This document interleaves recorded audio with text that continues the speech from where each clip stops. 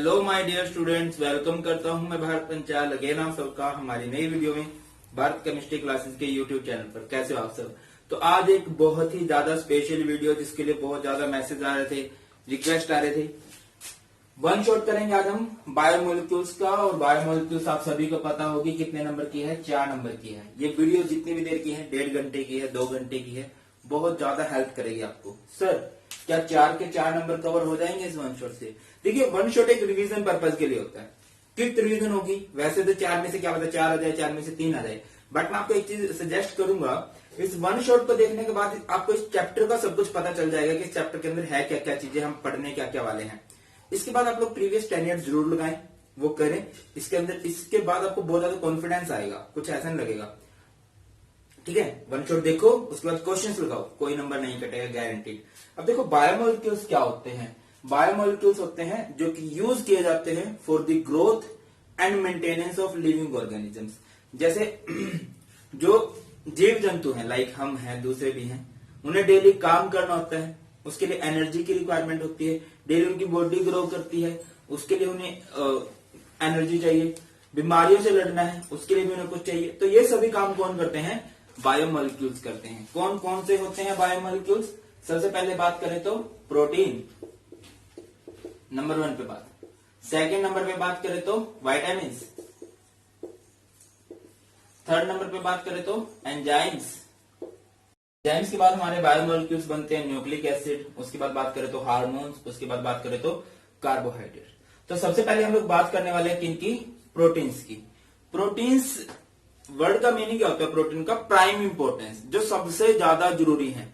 हमारी बॉडी का जो स्ट्रक्चरल मटेरियल है ना, जो हमारी बॉडी, जो हमारी मसल्स बनती हैं, वो किससे बनती हैं? प्रोटीन से। आपने देखा होगा जो जिम में जाते हैं वो प्रोटीन शेक लेते हैं, वो बोला जाता है डाइट में प्रोटीन बढ़ाओ तभी मसल्स बनेंगे। एक्चुअल में हमारी बॉडी का जो स्ट्रक्चरल मटेरियल है, इस तोंद का नहीं, ये तोंद कार्बोहाइड्रेट से बनती है। ये तोंद जब आप फैटी चीज खाते हो तब बनती है, बट मसल्स जो एक्चुअल बॉडी बनती है वो प्रोटीन से बनती है। अब प्रोटीन्स क्या होते हैं? These are the polymers prepared by monomers of alpha amino acid. Polymer होते हैं जिनका मोनोमर क्या है? Alpha amino acid. क्या मतलब है? ये कार्बन लिया, अमीनो ग्रुप लगाओ NH2, एसिड लगाओ COH, एक बॉन्ड हाइड्रोजन से, और यहाँ पे कोई ना कोई ग्रुप लगा होगा। क्या लगा होगा? ग्रुप। वो ग्रुप कुछ भी हो सकता है। अगर मैं आपको बात बताऊं तो टोटल 20 अमीनो एसिड होते हैं, 20 तरह के। याद नहीं करने आपने, जस्ट वैसे बता रहा हूं। 20 अमीनो एसिड होते हैं। और हाँ, अगर आप इनको ज्यादा डीप पे पढ़ना चाह रहे हो ना, फुल एक्सप्लेन में, वो भी वीडियो मैंने अपलोड कर रखे, वो देख लेना आप लोग। तो मैं बात कर रहा था कि 20 तरह के अमीनो एसिड्स होते हैं। कौन कौन से सर? एक होते हैं एसेंशियल अमीनो एसिड्स, एक होते हैं नॉन एसेंशियल। अब नाम से ही क्लियर है आपको, एसेंशियल क्या होते हैं, नॉन एसेंशियल क्या होते हैं। एसेंशियल मतलब जरूरी, और जरूरी कौन से होते हैं? जो हमारी बॉडी खुद नहीं बना सकती, तो हमें अपने डाउट के थ्रू उनका इनटेक करना पड़ता है। नॉन एसेंशियल क्या होता है? जो हमारे लिए जरूरी नहीं है, जिनको हमारी बॉडी खुद ब खुद बना सकती है।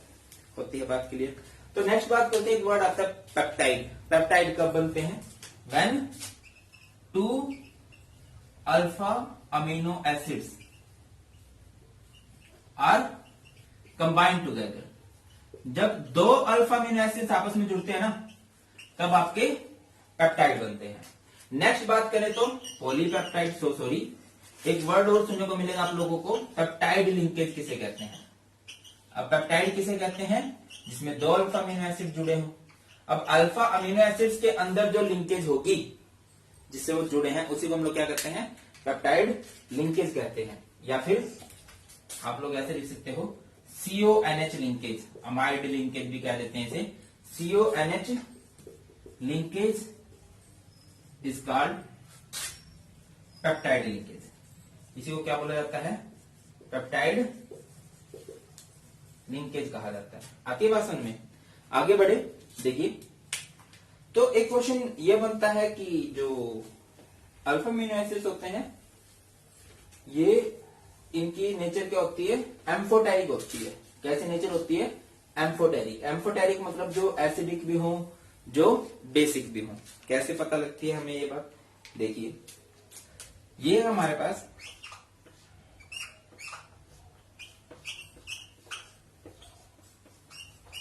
क्या है हमारे पास, ये एक अल्फा अमीनो एसिड है। जब हम थोड़ी देर बाद देखते हैं तो इसका ये जो प्रोटॉन है ना, ये एसिड है ना, तो अपने प्रोटॉन को इधर की साइड शिफ्ट कर देता है। प्रोटॉन माइग्रेट हो जाता है एसिडिक ग्रुप से बेसिक ग्रुप की तरफ, कुछ इस तरह से। कार्बन ये क्या बन गया, NH3 पॉजिटिव, क्योंकि COOH ने क्या कर दिया, H पॉजिटिव को रिलीज कर दिया, और यहाँ पे आ गया COO नेगेटिव, यहाँ पे आ गया H, यहाँ पे आ गया G। अब देखो तो COO नेगेटिव ने H पॉजिटिव रिलीज कर दिया, तो ये क्या बन गया, बेसिक, और ये क्या बन गया, एसिडिक। अच्छा, जब भी हम अल्फा अमीनो एसिड को थोड़ी देर भी छोड़ते हैं तो वो इस तरह के ड्यूअल आयन में कन्वर्ट हो जाता है। किस आयन में कन्वर्ट हो जाते हैं, ड्यूअल आयन में। अगर आप ऑर्गेनिक केमिस्ट्री जहां से मैं करा रहा हूं वहां से देख रहे हो, तो मैंने अमाइन चैप्टर के अंदर आपको ये बताया, ड्यूअल आयन जब बन जाते हैं तो उसे हम लोग बोलते हैं ज्यूटर आयन।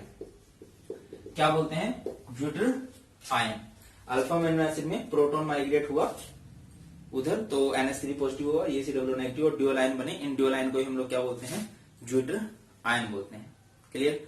नेक्स्ट बड़ा फेमस क्वेश्चन बनता है, difference between fibrous protein and globular protein. Globular proteins, क्या डिफरेंस है फाइब्रस प्रोटीन के अंदर एंड ग्लोबुलर प्रोटीन के अंदर। ये जो हम क्लासिफिकेशन कर रहे हैं, ये प्रोटीन्स की क्लासिफिकेशन है on the basis of their structure के बेस पे कह लीजिए, शेप के बेस पे कह लीजिए। फाइब्रस क्या होते हैं, जिनकी शेप फाइबर जैसी होती है। तो आप लोग लिख सकते हो दीज आर लीनियर पॉलीमर। अभी लीनियर पॉलीमर क्या होता है, ये मैंने आपको पॉलीमर में बताया था, लाइनों जैसे स्ट्रक्चर बने हुए हैं, तो ये क्या है, लीनियर पॉलीमर है। इनकी बात करें तो इनकी शेप कैसे होती है, ऐसे होती है। ठीक है, तो आप लोग क्या लिखोगे, these are cross linked polymer. ये कैसे पॉलीमर है, क्रॉस लिंक्ड पॉलीमर होते हैं। क्रॉस लिंक्ड पॉलीमर को हम 3D पॉलीमर भी बोल सकते हैं, नेटवर्क पॉलीमर भी बोल सकते हैं। अच्छा, एक और बात, इसको ना अपने पूरा देखना है, इस वन शॉट को अपने पूरा देखना है, 1-1.5 घंटे की जितनी देर होगी, बहुत ज्यादा हेल्प करेगा आपको ये। ठीक है, चलो, तो क्रॉस लिंक्ड पॉलीमर है। इनकी शेप क्या होती है, दे हैव लीनियर, इनका स्ट्रक्चर कैसा होता है, they have linear thread like structure. ठीक है, धागे के जैसा स्ट्रक्चर होता है इनका। और अगर इनकी बात करें, दे हैव स्फेरिकल स्ट्रक्चर। इनका स्ट्रक्चर कैसा होता है, स्फेरिकल कह लीजिए, स्फेरोइडल कह लीजिए। ओके, ओके बात, आगे बढ़ते हैं। तो भैया ये क्या होते हैं, इसके एग्जांपल अगर हम करें तो इसका एग्जांपल हो सकता है केराटिन इन हेयर। हमारे बालों में एक प्रोटीन पाया जाता है केराटिन, आपने बालों को देखे होंगे, कैसे होते हैं, थ्रेड लाइक होते हैं। और इसका एग्जांपल क्या हो सकता है, haemoglobin in blood. Haemoglobin in blood. आगे बढ़े तो समझिए बात को मेरी, देखिए, these are soluble in water. ये पानी में घुल जाते हैं भाई, these are soluble in water. और अगर इनकी बात करें, these are insoluble in water.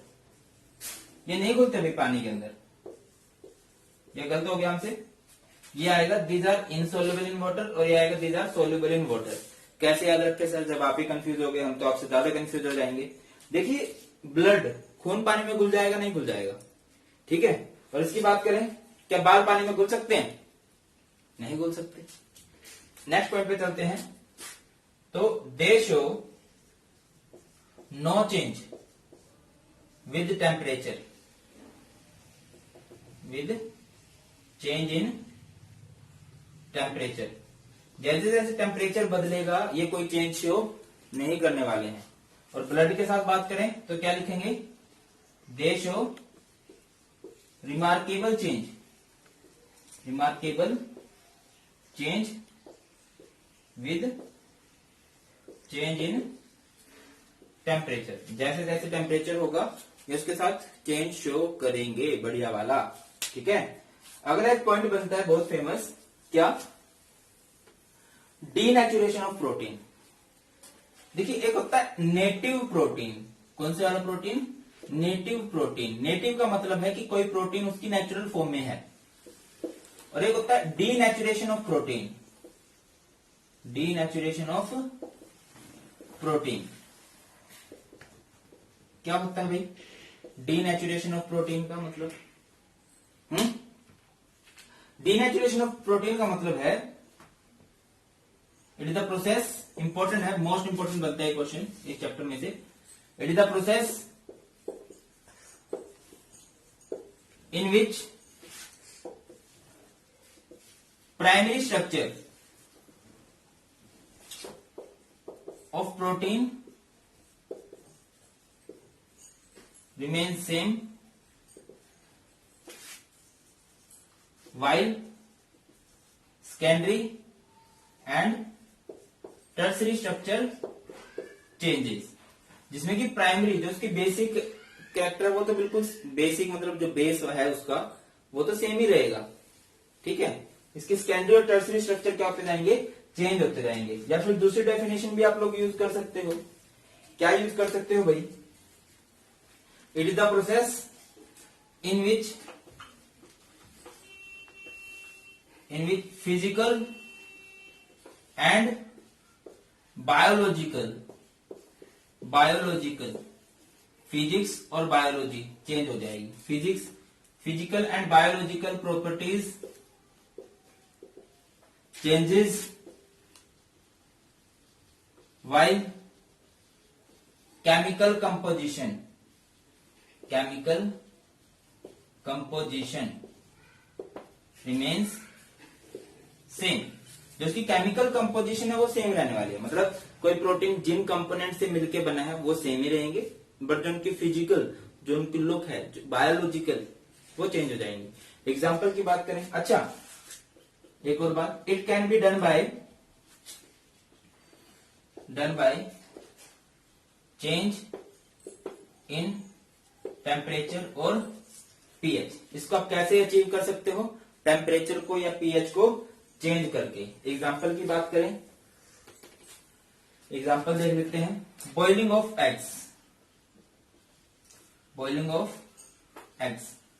अंडे को उबाल के दें तो आई थिंक उसकी फिजिकल चेंज हो जाती है, लिक्विड स्टेट में वो एग्जिस्ट करता है, बट उसके बाद वो सॉलिड स्टेट में आ जाता है।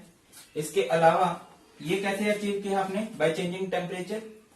दूसरा एग्जांपल होगा कोएगुलेशन ऑफ मिल्क या कर्डलिंग ऑफ मिल्क, लिख लो। कर्डलिंग समझते हो ना, दही जमा देना। और कर्डलिंग कैसे होती है? उसका पीएच चेंज किया, दही जम गई उसकी, तो फिजिकल शायद चेंज है पहले से। समझ रहे बात? नहीं समझ रहे? इसी को हम लोग क्या बोलते हैं? डीनेचुरेशन ऑफ प्रोटीन बोलते हैं। नेक्स्ट पॉइंट पे चले तो अच्छा, एक फेमस क्वेश्चन ये भी बनता है आइसो इलेक्ट्रिक पॉइंट वाला। आइसो इलेक्ट्रिक पॉइंट कह लीजिए या आइसो इलेक्ट्रॉनिक पॉइंट कह लीजिए। अभी हमने किया था कि प्रोटॉन माइग्रेट करता है COOH से, कहां पर? NH2 पर। तो ये क्या होता है? इट इज द टेम्परेचर और the pH value at which no net migration of proton takes place. ये वो pH है जहां पर कि प्रोटॉन माइग्रेट करना बंद कर देते हैं। देखो, हर एक अमीनो एसिड का ना एक फिक्स आइसोइलेक्ट्रिक पॉइंट होता है जिस पे जाकर उसकी माइग्रेशन क्या हो जाएगी? बंद हो जाएगी। समझ रहे हो मेरी बात को? नहीं समझ रहे हो? मैंने क्या बोला? अगर अल्फा अमीनो एसिड लिया है तो प्रोटॉन माइग्रेट करेगा। अगर आपने इसे माइग्रेशन को बंद करवाना है तो उस सॉल्यूशन का पीएच आपको रखना पड़ेगा कुछ फिक्स, और उस पीएच को ही हम लोग क्या बोलते हैं? आइसोइलेक्ट्रिक पॉइंट बोलते हैं। ओके बात? चलिए आगे बढ़ते हैं। चलिए आगे बढ़ लेते हैं। नेक्स्ट क्या है? नेक्स्ट है classification of proteins on the basis of hydrolysis. Hydrolysis के बेस पे, on the basis of hydrolysis. Sir ये क्या होता है? हाइड्रोलिसिस का मतलब तोड़ के देखोगे आप किसी प्रोटीन को। सबसे पहले बात करें तो हमारे पास है सिंपल प्रोटीन। सिंपल प्रोटीन कौन से होंगे? जिनको अगर हम तोड़ेंगे तो सिर्फ और सिर्फ अल्फा अमीनो एसिड के अंदर टूटेंगे। डेफिनेशन किस तरह से लिखोगे? Those proteins which give alpha amino acid on hydrolysis. Clear है? इसके बाद हमारे होते हैं नेक्स्ट कंजुगेटेड प्रोटीन्स। कौन से वाले प्रोटीन भाई? Conjugated protein. सर ये कौन से होते हैं? कंजुगेटेड। कंजुगेट मतलब जो कुछ जुड़े हुए हैं किसी और के साथ भी। अगर आप इनको तोड़ोगे तो ये अल्फा अमीनो एसिड में तो टूटेंगे, इनके साथ एक नॉन प्रोटीन पोर्शन भी जुड़ा होगा और नॉन प्रोटीन पोर्शन को बोलते हैं हम लोग प्रोस्थेटिक ग्रुप। रिपीट कर रहा हूं, जब आप इनको तोड़ोगे, देखो इनको तोड़ोगे तो किसमें टूटेंगे, सिर्फ अल्फा अमीनो एसिड के अंदर। जब आप इनको तोड़ोगे तो ये टूटेंगे alpha amino acid plus a non protein portion, non protein portion.